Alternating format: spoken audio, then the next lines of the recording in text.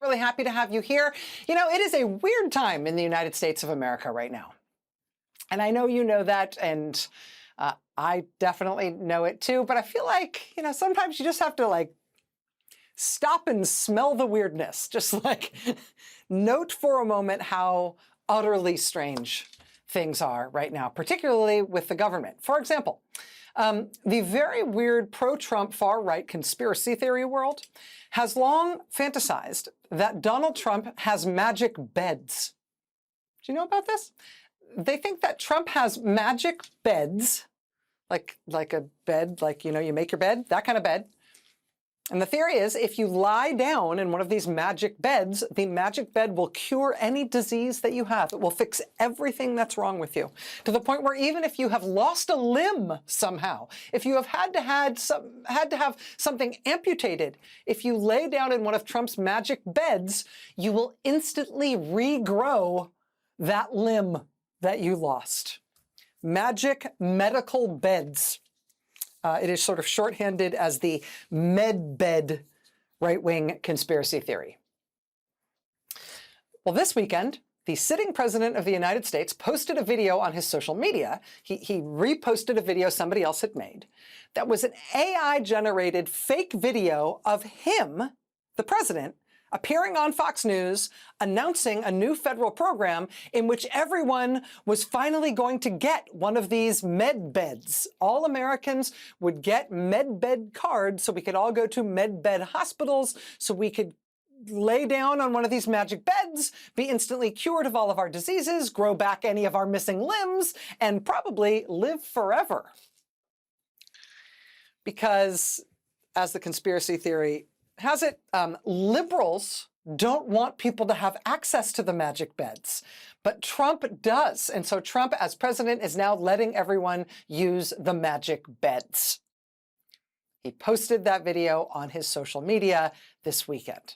I mean, this is one of the weirder conspiracy theories on the pro-Trump right. This is right there along with the lizard people thing and the earth is flat and people who think there are big secret cities underwater or huge secret underground nuclear bunkers just for liberals. That one has actually been promoted by Trump's director of national intelligence, Tulsi Gabbard.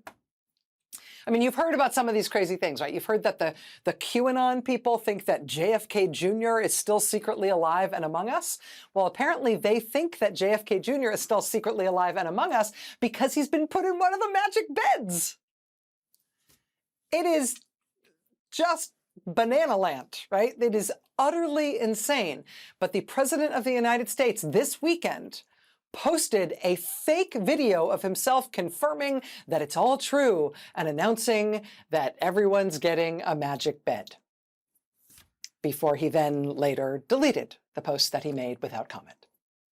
Because this is our life now, and that's the leader of the free world, right? This comes at a time when the Fox and Friends weekend co-host, who Trump put in charge of the military, has summoned every single top general and admiral in the United States military to all come in person to the same meeting, all in the same room together tomorrow. Generals and admirals in every conflict zone all over the world where we have a military presence, the top officers that we have in the Pacific, in the Middle East, in Europe, everywhere, they have all been ordered to physically leave wherever it is they're posted to travel to the United States because they're all going to be put into the same room at the same time for one big meeting, and they have let it be known publicly and in advance exactly where that meeting is going to be and exactly when. And now the president says that he too will go to that meeting. So that's tomorrow. What could possibly go wrong? Who's the designated survivor for the U.S. military in this genius operation to put everyone who's in charge of everything all in the same room, all in person, all at the same time? Maybe it's the investment advisor and art collector who Trump named Secretary of the Navy. Sure, why not? Maybe it's the commandant of the Coast Guard. Oh, no, wait, there isn't one. New York Magazine is reporting that apparently the Homeland Security Secretary is so enjoying living rent-free in the Coast Guard commandant's house. So now we don't have anybody in charge of the Coast Guard, but Kristi Noem has the commandant's awesome house to live in for free. So nobody's really running the Coast Guard because she needs the house. In recent days, the president has ordered up a multiple-count felony indictment of the former FBI director, James Comey. He has threatened Microsoft that they must fire Lisa Monaco because she's a former Biden administration official who now works for Microsoft. Trump's DOJ has fired a U.S. attorney in California, apparently specifically because she told a Trump immigration official that he would need to follow a federal court order. They've raided the home and office of Trump's former national security advisor. They have threatened RICO, organized crime, felony prosecutions against people who yelled at President Trump inside a restaurant in Washington, D.C. They appear to have opened a federal criminal investigation into Georgia prosecutor Fani Willis, who led the prosecution in Georgia against people who tried to force the overthrow of the presidential election results in 2020 in that state. So all of this is deeply weird, right? All of this is well, it is what it appears to be. But, before all of those indictments and federal investigations and federal investigation threats, you may recall that they first had the mayor of Newark, New Jersey, handcuffed and arrested back in May. Remember this? The mayor of Newark, New Jersey, his name is Ras Baraka, and 3 Democratic members of Congress, they went to a federal immigration facility in Newark in May. They went there because the city of Newark said that facility was operating illegally, given the municipal ordinances that govern a facility like that. Well, thanks to body cam footage released by a federal court just this afternoon, we now know that the mayor of Newark was right when he said that that arrest did not arise organically from anything that happened on the ground at that ICE facility. He said at the time that his arrest appeared to have been ordered specifically by top Trump officials in Washington. Well, now today we can see with our own eyes that that appears to be true. I'm going to show you some of this footage right now. I do not think this has been shown anywhere else in the media. It was just released by a federal court today. And as you watch this, I want to point out 3 things, three sort of key people to watch for in this footage I'm about to show you. First, you will see this bald guy here. He's the one who's going to make the arrest of the mayor of Newark. Why is he going to make the arrest? Well, you will see him on the phone. That's a phone he's holding up to his face there. You'll see him on the phone agreeing that he will not only arrest the mayor, but he will definitely put him in handcuffs. And he tells the other officers there that he's doing so, quote, per the Deputy Attorney General of the United States. So this is an HSI, Homeland Security Investigations officer, on the phone agreeing that he's going to arrest this big city mayor, even though the mayor has already left the premises. And he's agreeing specifically and repeatedly, yes, yes, I will put him in handcuffs. Because it appears that's what he's being told to do from Washington. So that's one character to keep an eye on here. You'll also, very briefly in this clip, see this HSI officer who's in the foreground here, left side of your screen. And the reason I'm pointing him out is because before the arrest happens, he appears to recognize that this is all a bad idea. And he says so out loud. He says, quote, "This is gonna get ugly." And then he walks away before the arrest happens. You will also see in the bright red jacket here, Congresswoman LaMonica McIver. She's a Democratic congresswoman from New Jersey. Trump is also having her prosecuted criminally for what happened here. Charges were ultimately dropped against Mayor Ras Baraka, but the Trump administration is still trying to prosecute this congresswoman. And in this footage, we will see a lot of what went down involving her. Again, this footage has just been released by a federal court in the case involving the congresswoman. It has not been shown elsewhere on TV at this length, but I want you to see it. Watch. No, I got it. We're taking them right now. All right. Well, let me talk. This is bullshit. We've been waiting an hour now. Okay. Yeah, no, I'm going to take them right now. You think about the day? Okay. That's good. Okay. Come on. Okay, even though we stepped out, I'm going to put them in cuffs. We're for over an hour. And we have the right to be in there. All right, I'm cuffing them right now. All right. Guys, listen to me.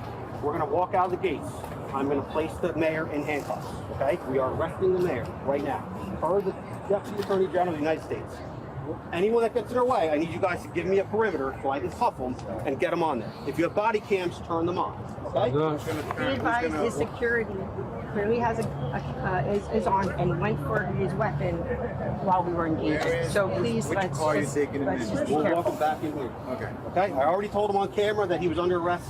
We're going to place him under arrest. Come on. All right, guys, stay with us. Be careful. Yeah, that's the one. I'll bring it. Backing you up.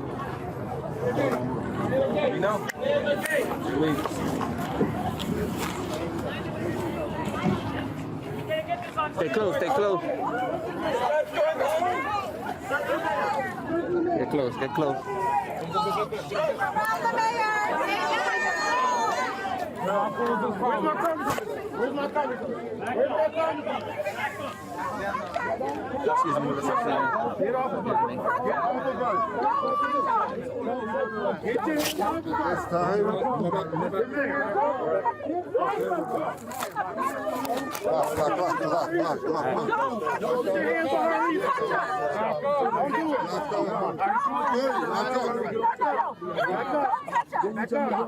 Mr. Mayor, you're under arrest.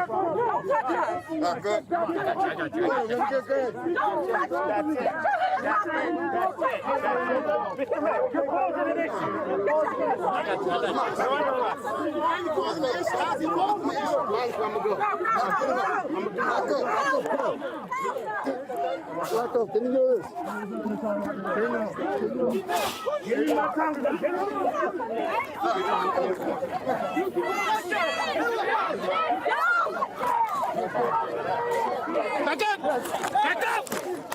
Back up! Back up! Back up! Or shoot!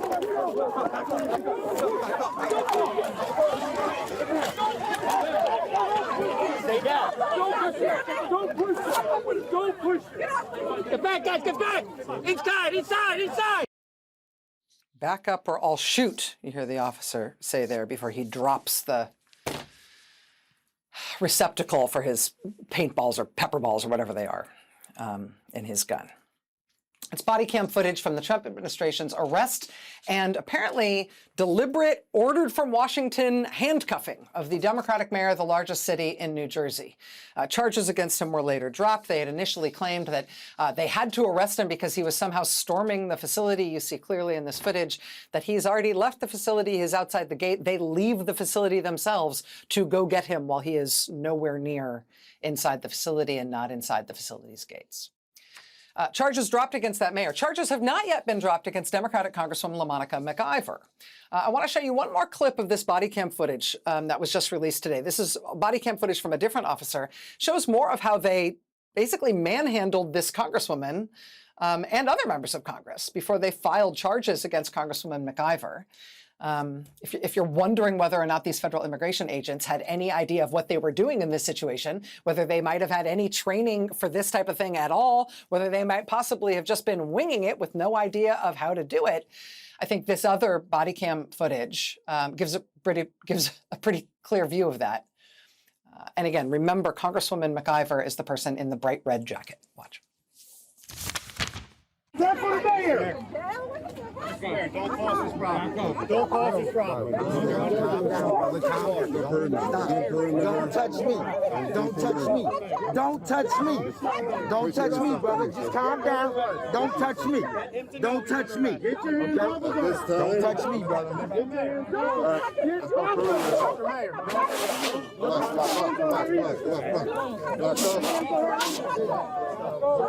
Lock up. Oi, lock up. Don't touch us. Don't touch us. Lock up.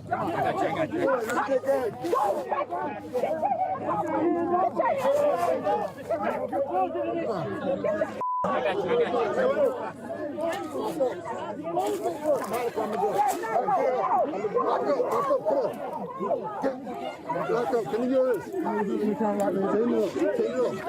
Give me my congressman. Get over her! Lock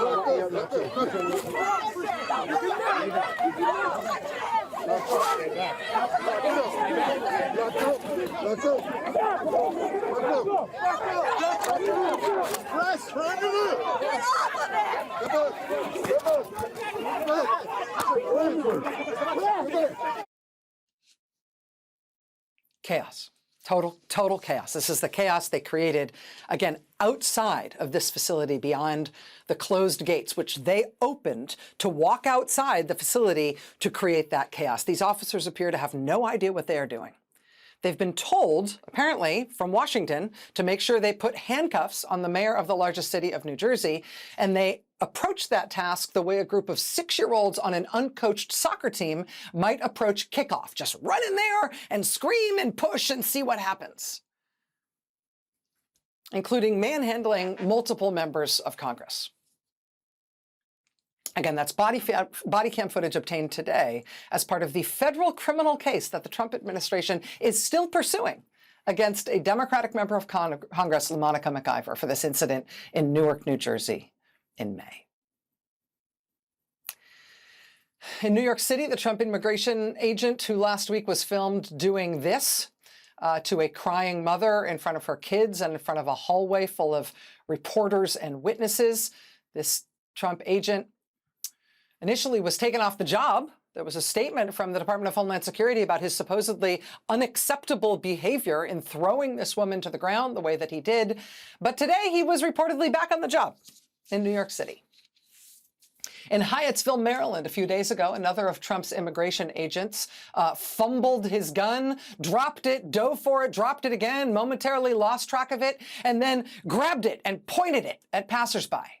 Apparently more out of embarrassment than anything else, he then seems to have quite belatedly realized that maybe he should not just be aiming this gun at people's heads. And then after a few moments, he eventually drops it and starts pointing it down on the ground instead. You okay, big guy? You ever done this before? This weekend in Chicago, these Trump immigration officers decided that they did not like a guy on a bike who appears to have said something derogatory about President Trump. And so then they all set off like a kindergarten soccer team, chasing and chasing and chasing to try to get him while he rode away on his bike. Benny Hill music is optional there, but there they all go. Sure. What's the national security objective here, guys? There were protests all over the Chicago area this weekend against Trump's immigration arrests in Chicago and the weird show of force that Trump's agents keep making, with federal agents in masks walking in formation around downtown Chicago and riding on boats in the Chicago River, brandishing long guns like they're swift boating up the Mekong Delta or something. Today, as Trump announced that he would send troops into Chicago, supposedly to defend immigration facilities there, Democratic Governor J.B. Pritzker called on Chicago and Illinois residents to get out there and document everything these guys are doing. People of Illinois, we need your help. Get out your cell phones, record and narrate what you see. Put it on social media. Peacefully ask for badge numbers and identification. Speak up for your neighbors. We need to let the world know that this is happening and that we won't stand for it. Democratic Governor of Illinois, J.B. Pritzker, speaking today as Trump sends some number of troops to that city. Let me show you one other thing that Governor Pritzker said today.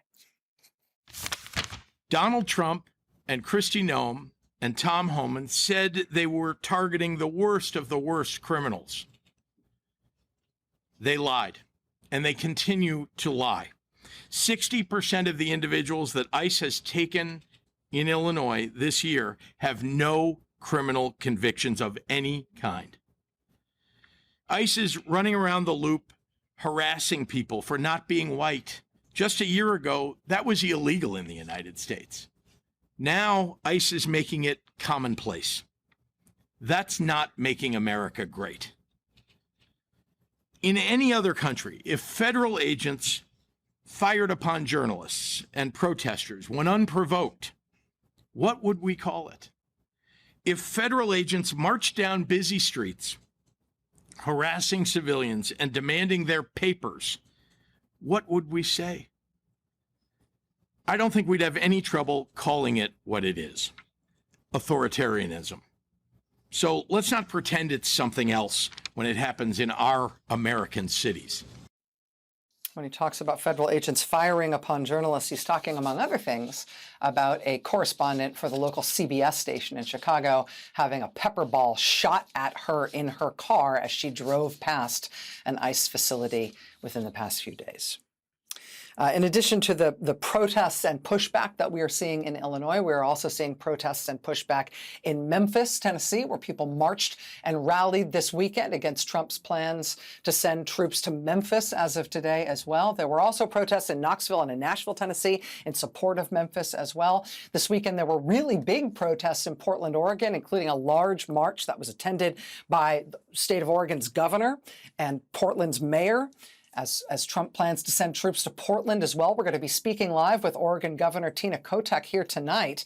Governor Kotek said she spoke directly to Trump about his plan to send troops to Oregon. She says he seemed confused that Portland isn't on fire, that Portland isn't in trouble of any kind. She described him as perhaps seeming confused, that he had been looking at out-of-context, out-of-date social media posts about protests in Oregon from years ago, and literally he might not have any idea that there's no state of war or state of chaos in Portland right now at all.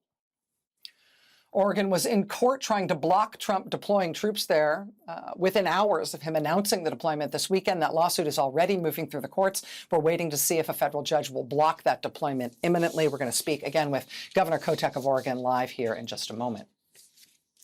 In Kansas and Lawrence, Kansas, people protested against Trump this weekend and specifically in support of Oregon, as Oregon tries to fend off Trump sending in the troops there. In Kern County, California this weekend, rural California, people marched from Bakersfield City Hall to the ICE facility at Mesa Verde, protesting Trump's immigration arrests and the conditions in which people are being held there. In Des Moines, Iowa, literally thousands of people turned out late last week in a big, spontaneous, angry protest when Trump's immigration agents arrested the beloved superintendent of Des Moines Public Schools. He's currently being imprisoned in a jail in Sioux City, Iowa, and this weekend people protested in support of him there as well. Last week, you may have seen that some anonymous and very talented artists tried to put up this huge 12-foot tall statue on the National Mall. It's called Best Friends Forever, and it shows President Trump holding hands with his longtime close friend, convicted sex trafficker and pedophile Jeffrey Epstein. The artist who made this did get a permit to put this up on the National Mall, and it went up last week before federal officials apparently angrily pulled it down despite the permit, claiming there was something about the statue that was incongruent with the lawful permit the artists got to put it up. The federal officials who toppled the statue were apparently quite rough with it. They damaged it a lot. They appear to have, for example, broken off most of Trump's head when they took the thing down. But the group retrieved it from federal custody, and they worked very hard and very fast on Thursday to repair it because they got another permit on Thursday to allow them to put it back up. That said, when they showed up with the repaired statue to put it back up, as the permit said they could, they say a phalanx of about 10 cars, including some unmarked vehicles, were waiting for them on the National Mall so that the statue wouldn't ever go up. They would grab it again and take away the newly repaired Trump Epstein statue as soon as the group showed up with it to put it up again, despite the permit that said they could. The group is undaunted, though. They have now, as they say in their words, quote, released the files. They have released the 3D printing files for anybody who has a 3D printer who might want to recreate this statue themselves. Free download. Pushback drives them crazy. It drives them crazy. They do not want to do anything that's hard. They like doing things that cow their opponents and that are easy to get away with. They do not want pushback. They do not like pushback. They do not know how to handle it when they get it. Ahead of what is expected to be another very large round of No Kings protests against Trump on Saturday, October 18th, all across the country. We're going to talk tonight more about the character of the pushback against Trump and what he's doing. We're going to check in with a Democratic candidate for governor who has been targeted by the Trump administration in a truly unsettling way. We're going to speak live with the governor of Oregon, who at this moment is trying to block Trump from sending troops to her state. They were in court on that matter tonight. She also has the burden of trying gently to inform him that what he's seeing on social media might not all be true. Talk to her about that awkwardness. Maybe a quick lie down in a med bed might help ease his anxious mind about these things. We are in weird times. We got lots to get to tonight. Stay with us.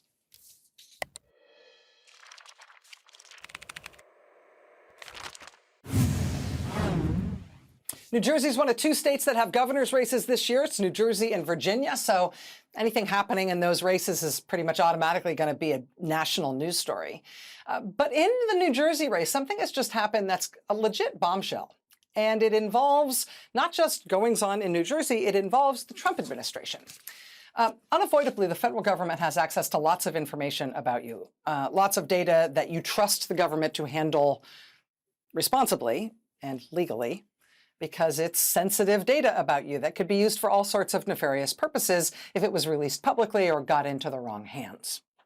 Well, as you know, the Trump administration hasn't exactly been keeping faith with those responsibilities. They have used federal mortgage data to try to go after Democratic Senator Adam Schiff and New York Democratic Attorney General Letitia James and Federal Reserve Governor Lisa Cook. That's the Trump administration using mortgage data from the Federal Housing and Finance Agency to target people President Trump wants targeted.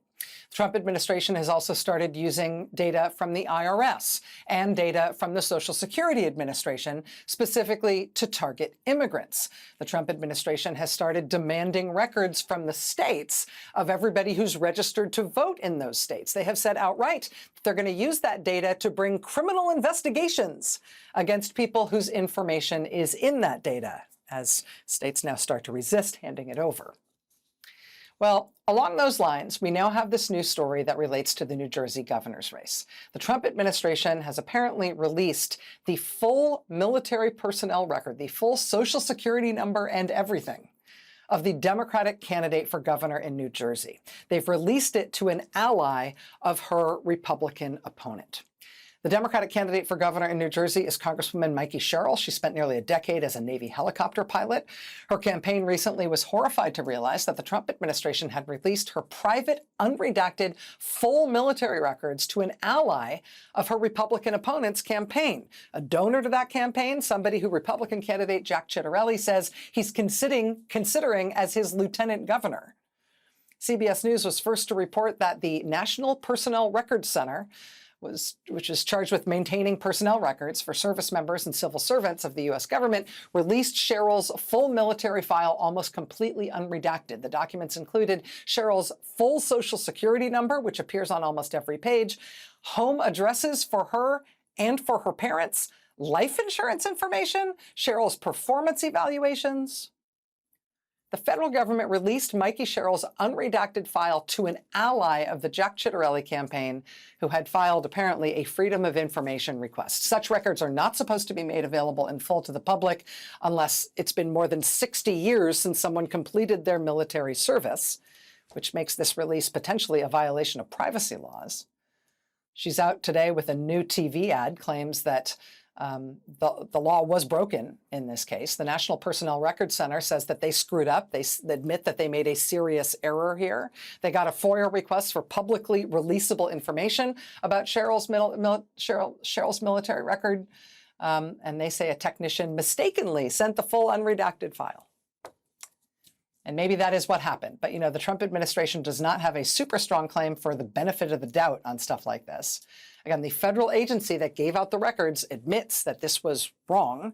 They've apologized to Congresswoman Mikey Sherrill. They have asked the guy they gave the records to not disseminate them.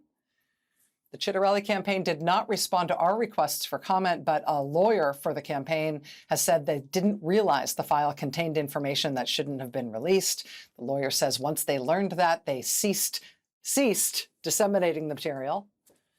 But with 5 weeks to go till Election Day, this is the kind of thing that can not only shake up a race, it can bring national attention to this race for all the wrong reasons.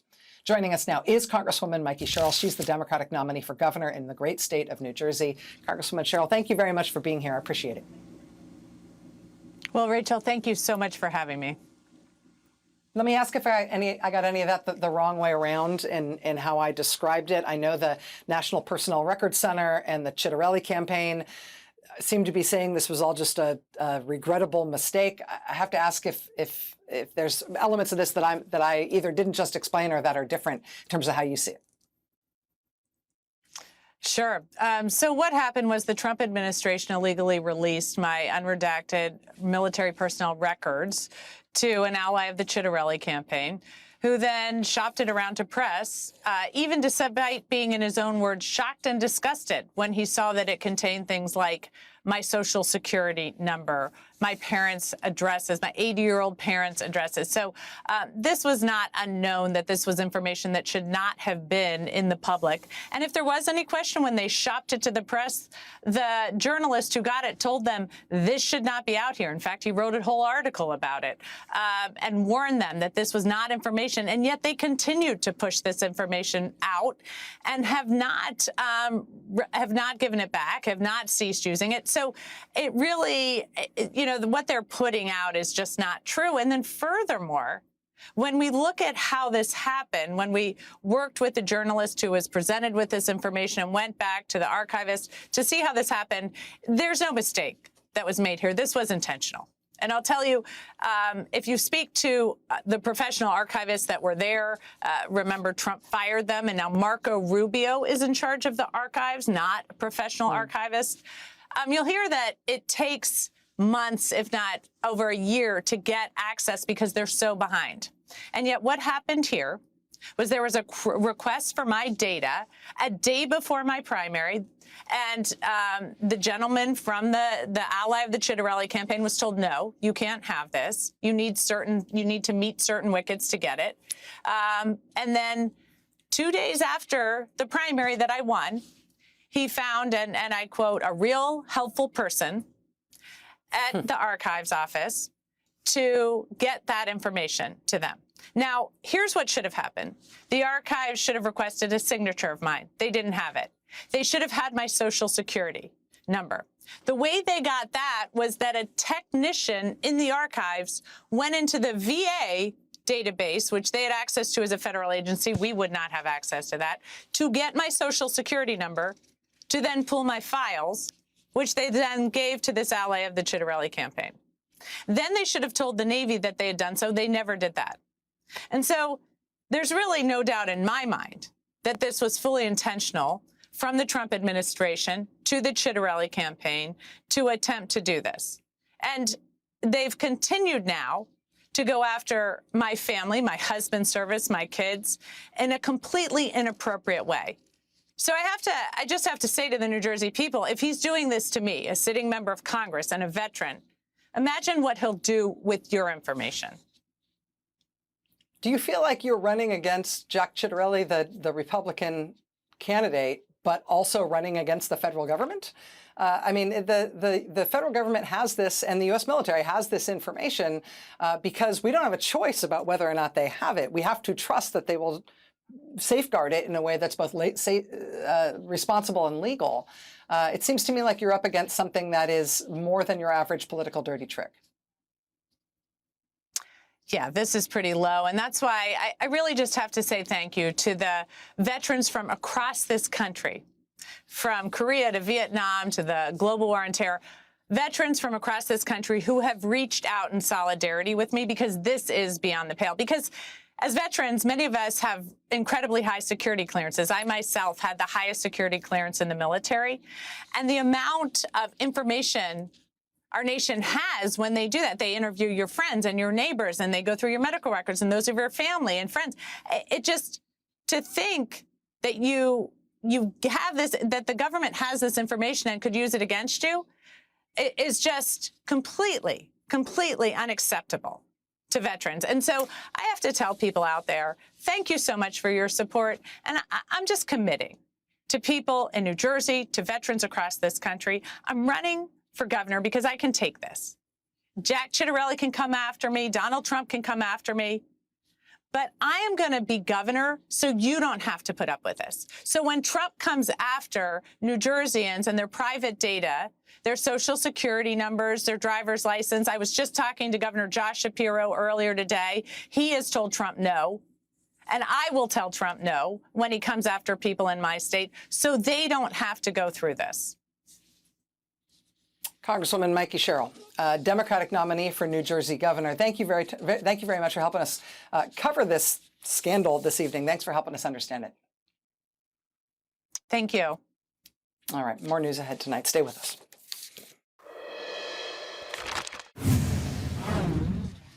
Today, President Trump ordered National Guard troops to Chicago, supposedly to protect federal immigration facilities. Yesterday, he ordered troops into Portland, Oregon, which he described as war-ravaged, despite the fact that it's still just Portland, Oregon, which is really nice.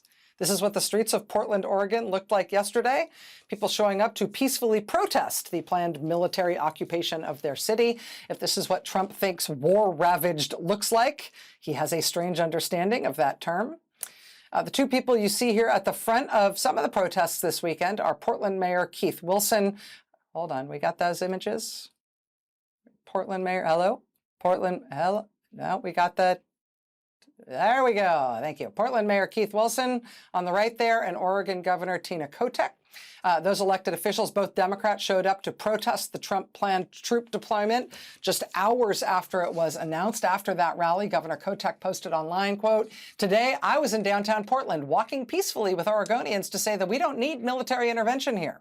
We're peaceful. We're united. We are Oregon."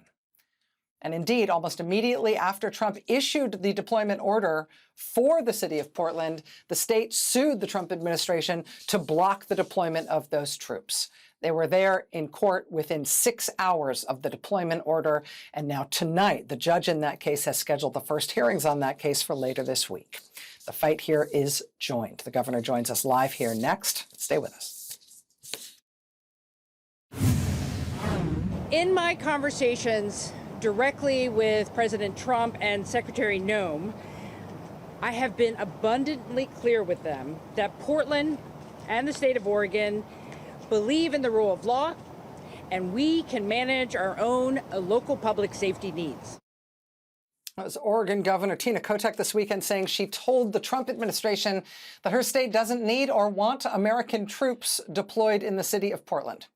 The Trump administration has gone ahead and ordered those troops deployed anyway, and now the city of Portland and the state of Oregon are pushing back both in court in a lawsuit they filed essentially instantly as soon as the deployment order was made, and also in peaceful protests, including at least one major protest this weekend that the governor herself helped lead. Joining us now is Oregon's Democratic Governor Tina Kotek. Governor, thank you so much for joining us tonight. I know there's a lot going on, and I really appreciate your time. Thanks, Rachel. Good to be here. What do you want the country to understand about the order from the president to deploy troops in your state? What do you understand about what they're going to be doing and what the scope of this sort of impingement on your authority is going to be? Yeah, well, thank you. First of all, I want people to know that Portland, Oregon is a beautiful, vibrant, successful city. We are not a war zone. I was out there all weekend long. People were out and about, shopping, going to restaurants, going to soccer matches, going to shows. Portland is a beautiful place, and we are not under siege. There's no insurrection here. When the president makes a choice to say, I should have military troops in my state, I push back right away. We were not apprised of the reason for this. When I tried to get that from the president, it was about concerns about safety at a federal facility. And I said, look, law enforcement is on top of it. There's peaceful protests. And if people are getting out of line, they are being held accountable. I continue to not understand what the mission is here, but we don't need military intervention in Portland. And it's just unconscionable. It's nonsensical, has nothing to do with what's actually on the ground here. I know that you spoke directly with President Trump around the time that he was making this decision, and there's been some reporting about that conversation that suggests that the president might have been basing his decision, or at least basing like his stated grounds for the decision, on some inaccurate or outdated information that he has seen on social media, maybe without understanding that it wasn't current information. Can you help us understand that at all? Well, that is my concern. You know, that's a challenge, I think, with footage that it becomes evergreen and then you don't know when it was taken. Because when I was speaking with him, he was talking about multiple federal facilities. And I was like, you know, the plywood is down. Downtown Portland is on the mend. We don't have the situation we had 5 years ago. I don't know what he is remembering. But what I do know is that local law enforcement can manage the situation that's related to the peaceful protests that are happening at the federal facility. And I think one of the things I'm so frustrated about is he is calling up the Oregon National Guard over top of my role as commander-in-chief of those troops here in Oregon. The Oregon National Guard, these are private citizens, citizen soldiers, right? They volunteer for this role. They have to come off their jobs, go away from their families to do something that is unclear, undefined, with no strategy of what they're actually trying to solve. It's a waste of taxpayer dollars. And most Oregonians know this makes absolutely no sense.